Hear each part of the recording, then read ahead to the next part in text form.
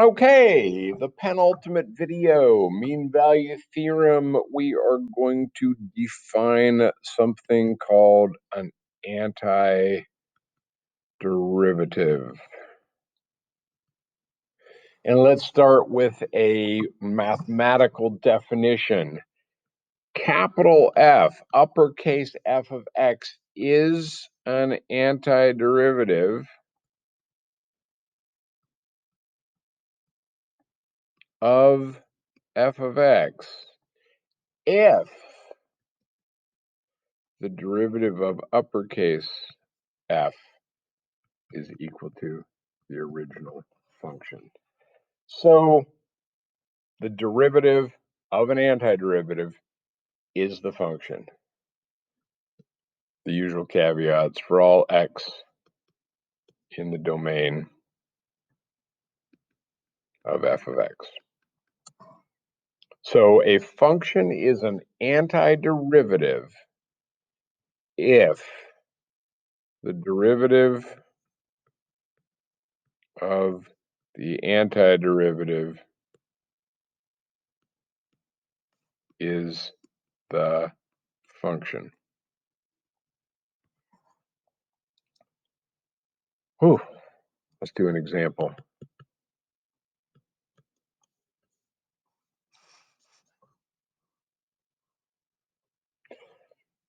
I'm going to move to the next page. Let's do the example. Need room.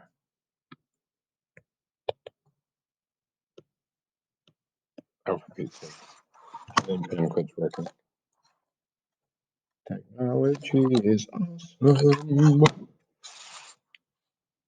Hey, there you go. Now you got to listen to me sing as well. Aren't you glad I'm a math teacher? Dropping something from a height 0, therefore into a pit. And we know that the acceleration of gravity is 9.8 meters per second squared. We're told that the initial velocity of this item is 0. So we're basically just holding it out and letting it go. And of course, since the height is 0, that means that the initial position is 0. So what do we know about acceleration and velocity? Well, we know that acceleration is the derivative of velocity. Velocity. Well, what this means is that velocity is an antiderivative of acceleration. Acceleration is the derivative of velocity, therefore velocity is the antiderivative of acceleration. So what do we know? Well, we know that acceleration is 9.8, and according to everything we've done over the past few minutes or past couple of videos, we know that the antiderivative of 9.8 must be 9.8t. Think about that for a second. Plus a constant. So how do we find the constant? Well, we know that v of 0 is equal to 0. So this is 9.8 times 0 plus c is equal to 0, which means that the constant must be equal to 0 in this case. So we can write the equation of the velocity of this particle as 9.8 times time. Now, let's go look at position. We know that v of t is equal to the derivative of position, but this means that x is an antiderivative of v.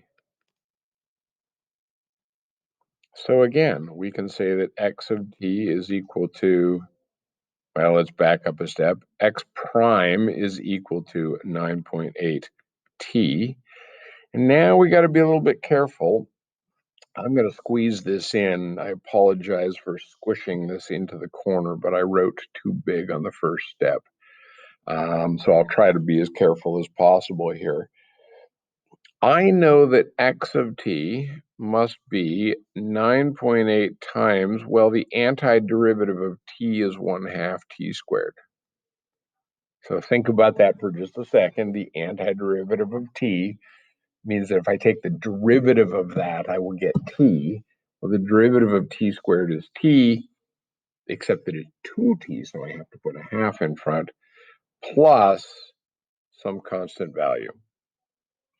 So since x of 0 is 0, I can plug in 0 for t, and again, I get that the c is 0. I'll leave the calculations as an exercise to you if you are not sure, which means that the function position with respect to time is equal to 4.9 t squared. Okay, so let's do a second slightly different example. This will just be part B. We're going to drop the item from the same height, but this time we're going to give it an initial velocity of 1 meter per second squared. And obviously meters per second. We're throwing it downwards. Acceleration as a function of time is still 9.8. That is, in fact, the gravitational constant, in case you hadn't recognized that. And we are dropping it from height 0, just like we did the last one. Now, why is this different?